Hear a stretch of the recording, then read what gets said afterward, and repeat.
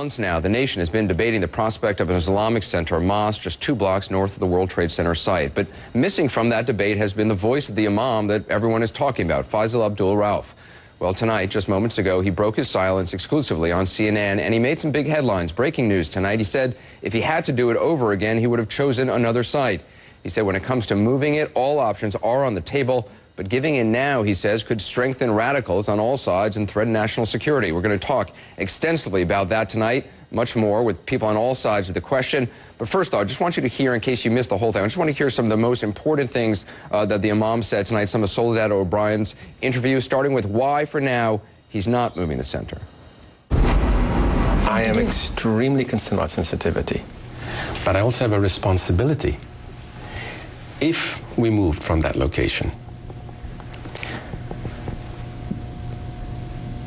the story will be that the radicals have taken over the discourse. The headlines in the Muslim world will be that Islam is under attack. And I'm less concerned about the radicals in America than I'm concerned about the radicals in the Muslim world. Right, but given what you know now, would you have said, listen, let's not do it there? Because it sounds like you're saying, in retrospect, wouldn't have done it. Well, yes. You would not have done it. If I knew that this would happen, this would cause this kind of pain, I wouldn't have done it. My life has been devoted to peacemaking. There are so many people who say, so if you're saying it was a mistake, then why can't you get out of it and not do it? Because we have to now make sure that whatever we do actually results in greater peace, not in greater conflict. So let's be clear. Calling this particular block sacred ground and what exists there, there's, you know, strip clubs and delis, and I've been there a million times. Right. But I think when people call it sacred ground, they're saying something terrible happened on this spot. We've got to be fair. You can't say a place which has strip joints is sacred ground. We've got to be just. We've got to speak the truth. We've got to have justice for everybody. We're a country of justice for all. Not justice for non-Muslims only, or some groups and not for others. Anger here, no doubt. But if we don't do this right, anger will explode in the Muslim world. If this is not handled correctly, this crisis could become much bigger than the Danish cartoon crisis, which resulted in attacks on Danish embassies in various parts of the Muslim world, and we have a much larger footprint in the Muslim world. If we don't handle this crisis correctly, it could become something which could really become very, very, very, very dangerous indeed. You don't believe he's a moderate? Did anything he say tonight change your mind? Actually, he's done more good for my movement tonight than 100 demonstrations could have done. He shot himself in the foot so badly.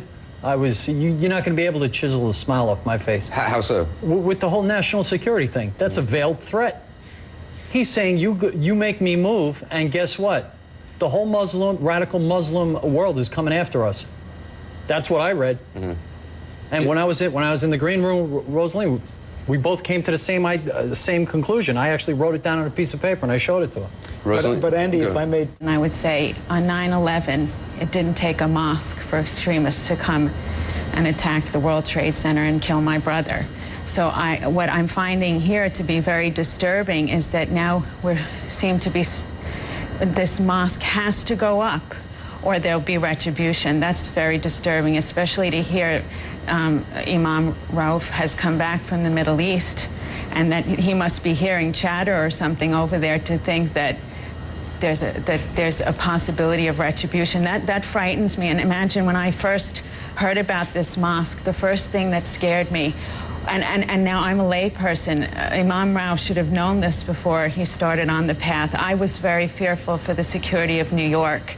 I mean, when I lost my brother, I couldn't believe, you know, that there were such extremists in the world. And now to think that if we don't build this mosque, then there's going to be retribution, that really upsets me. And when I had hoped... But to the point that they're saying that it wasn't that unless this mosque is built on this site, there will be retribution.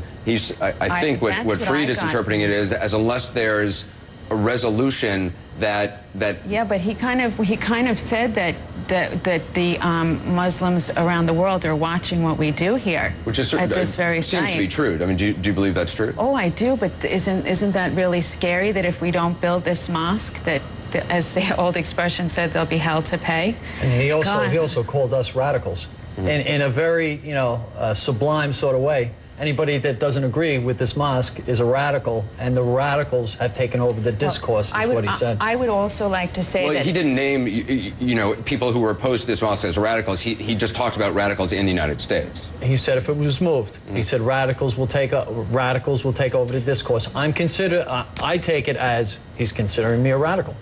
Imam Rauf said he reached out to family members before this mosque was going to be built. There was no contact with family members, and if he said there was, I'd like to see a list. That's a lie.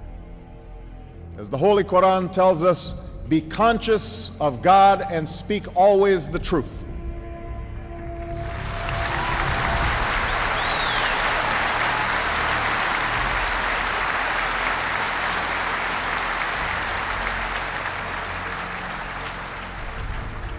That is what I will try to do today, to speak the truth as best I can. I also know that Islam has always been a part of America's story. The first nation to recognize my country was Morocco. In signing the Treaty of Tripoli in 1796, our second president, John Adams, wrote, "The United States has in itself no character of enmity against the laws, religion, or tranquility of Muslims." What is this babble?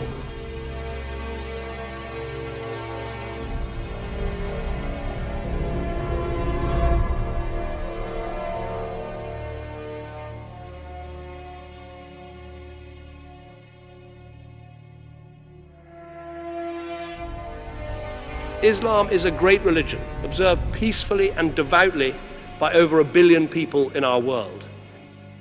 We must continue to celebrate Islam as a great world religion of peace. With the great religion of Islam, a religion of peace, a religion that inspires daily acts of kindness and generosity. What is this babble?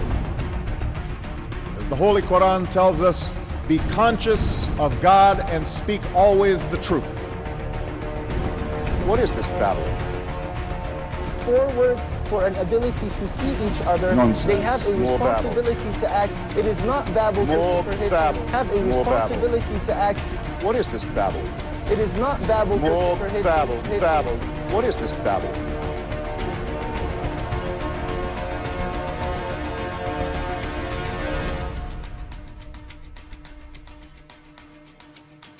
When the first Muslim American was recently elected to Congress, he took the oath to defend our Constitution using the same Holy Quran that one of our founding fathers, Thomas Jefferson, kept in his personal library. What is this babble?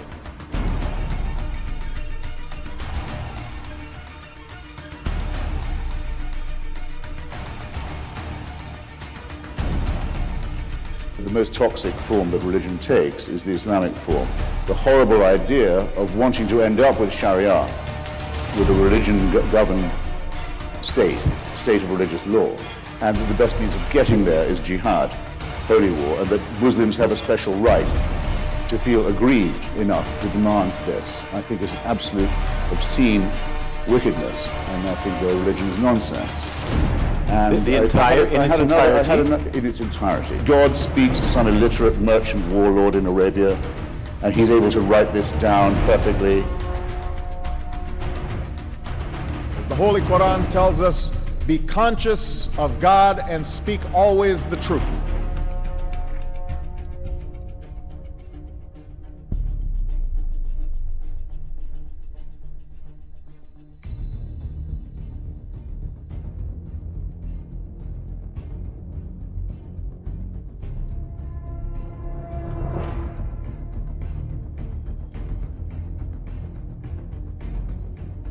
Islam is a religion of peace.